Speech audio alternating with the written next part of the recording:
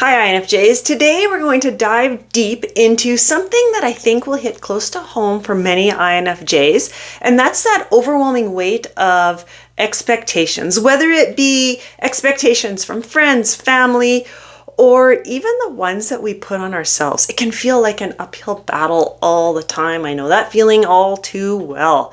So if you've ever felt worn down or defeated by trying to meet everybody else's standards, then this video is for you. I hope that by the end of this video, you understand why this happens and discover ways to protect your energy so that you can live more authentically and be happier. So if you're new to my channel, welcome. I'm Trina. I'm an autistic INFJ, and I created this channel with helps of helping people like myself, INFJs and autistic INFJs, feel seen, heard, and understood. I also help INFJs and autistic INFJs heal their self-love through community, classes, and coaching. So welcome to my channel. I hope that you find it helpful. If you're returning, I'm glad you came back. I invite you, if you haven't yet, to subscribe to my channel and like this video. I would appreciate the support. All right, let's get into this. I know this feeling all too well. I would be exhausted. Oh, so overwhelmed, so exhausted, trying to be something for everybody, to the point where trying to meet everybody's expectations, I lost who I was. I lost being clear on what it was that I like to do, being clear on the things that brought me like joy and passion and my own goals and just everything about me. It just became so heavy and I lost it all because I was so busy trying to meet and live up to everybody's expectations and decide what they wanted from me and trying to be everything to everybody, that it was just a disaster. I was a mess. So why does this happen? Why do we do this as INFJs? Well, one reason is actually the angle I'm going to go at is these two things actually work together. I'm going to talk about our extroverted feeling and our introverted intuition and how these two things work together. So the first one is our extroverted feeling function of our personality makes us a natural people pleaser. So we are driven to help support and make others happy, which is a beautiful strength. It really is, but not when it's at our cost. And oftentimes that's what happens is we prioritize everybody else around us and forget about ourselves, forget about our needs, our priorities, which in turn will hack on so much on us negatively. It hacks on our self-worth and our self-love, and oh, that's a video for another day. Anyway, this makes us exhausted. In a nutshell, this is just so exhausting. Now you bring in our introverted intuition, which is a powerhouse. I love our introverted intuition so much. It is so cool. But because of this, we are constantly searching for connections, and we're finding those connections and the patterns, and it's things that other people aren't noticing, and we're always seeing the bigger picture and looking for meaning. This makes us very aware of let me rephrase this. This makes us very aware of how our shortcomings are going to affect other people. That puts a lot of weight on us, right? Especially now that we want to be the people pleaser and we want to be everything to everybody else. When we're falling short, we know how much this is going to impact somebody, and it really makes us feel bad. So we often mistake others' unspoken needs or expectations as our own responsibility. And it's not. It's not. One of the most helpful pieces of advice that I have ever been given in my life, this was actually told to me quite a few years ago, and I have never forgotten it, and it is, I've said it in multiple other videos because I just love it so much, and it's, everybody else's level of comfort is not your responsibility. It just, a light went off in my head when I heard that. I'm like, well, of course it isn't. So I share it quite often. So it's like we're constantly reading the room and adjusting ourselves to meet all these invisible standards, and it's so heavy and exhausting. But what's interesting is this creates a loop. We get stuck in a loop, and this is where lots of us, we will find ourselves when we're feeling overwhelmed and defeated and exhausted and in a rut where there's no fulfillment and we're searching for our happiness. It's because we've created this loop for ourselves. So it's our intuitive awareness. So the sense of, we're sensing potential expectations, right? And it loops into the emotional responsibility, feeling obligated to meet everybody else's expectations, which loops into our self-criticism when we fall short, the guilt. And it just continues to spin out of control. And then you can just imagine when I said before that our intuition, we know because of our intuition, we know how it's going to impact people when we fall short. And then we fall short and we feel bad because we know the impact, and that's our extroverted feeling coming in because we know we want to be that people pleaser. We don't want to hurt people. And you can see how this loop just becomes this big old nasty, I see it as like a big old fireball inside of us, just rolling and rolling and rolling. And the more we do it, the more we want to please people and the more we want to be everything to everybody else until finally we just kind of explode.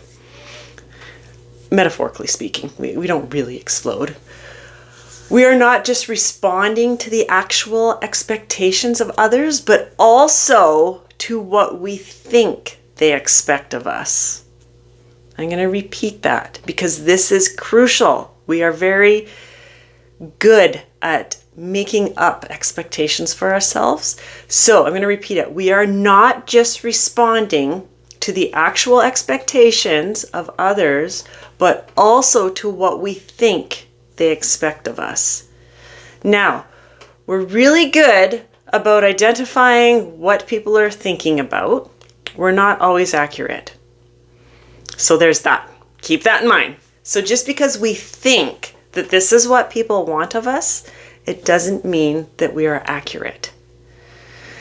And what's interesting is when we are caught in that intuitive awareness loop with the emotional responsibility and then the self-criticism, that big old fiery loop that I was talking about, that ball, the expectations that we think people have for us, we think are true. They are the prophecy. I was going to lose my words there. That's not exactly how I wanted to say it, but that's the point I wanted to get across. So what do we do about this? Because this is so exhausting. And I see this happen. Well, I did this myself, living up to everybody else's expectations and never my own. And I didn't know how to stop this cycle. I didn't know what to do to stop it because that feeling of needing to be everything for everybody is very strong when you're stuck in this loop. So what do we do about this?